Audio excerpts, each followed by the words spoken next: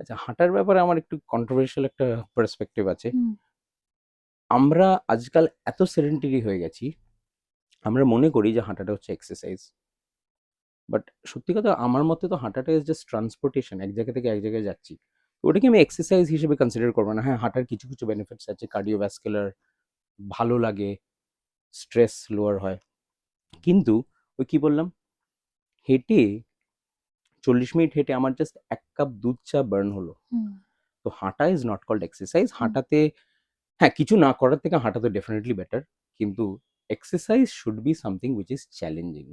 মানে একটা ওয়েট তোলা, একটা স্প্রিন্ট হুম, করা, হুম। এগুলোকে আমি বলি এক্সারসাইজ। তো India is the capital, has the largest population of morning walkers, but now India has the highest population of diabetes.